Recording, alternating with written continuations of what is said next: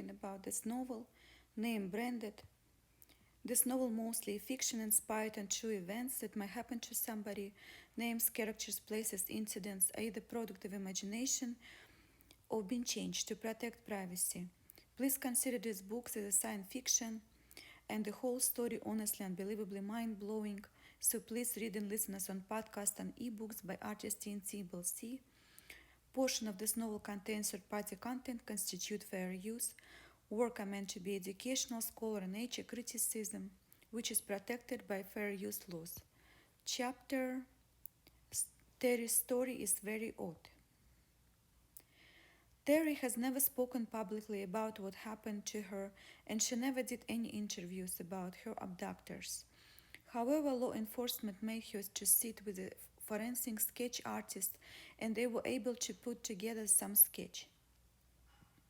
One of the women from the sketch was believed to be between 20 years old to 30 years old, with thin eyebrows and dark curly hair. She was about 5 and 5 height with a medium build.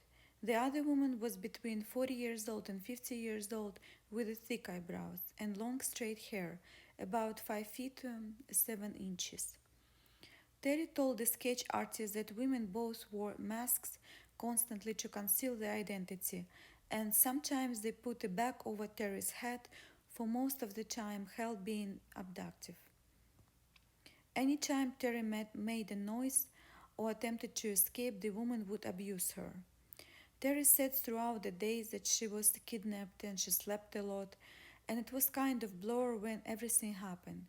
FBI, though, announced a $10,000 reward for any information that would lead them to abductors of Terry's kidnappee.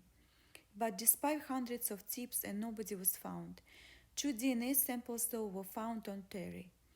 One was male DNA and the other was female.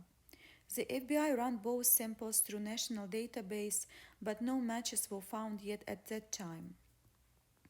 The police released evidence found from the search warrants and DNA collection and pretty much from the day that Terry disappeared.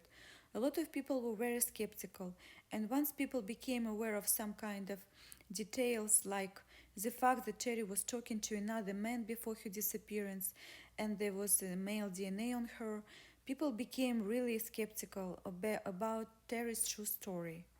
People were accusing her of faking stuff up for making it for profit and fame, or accusing her husband as well of faking something like that for attention and GoFundMe money, donations, state funds available for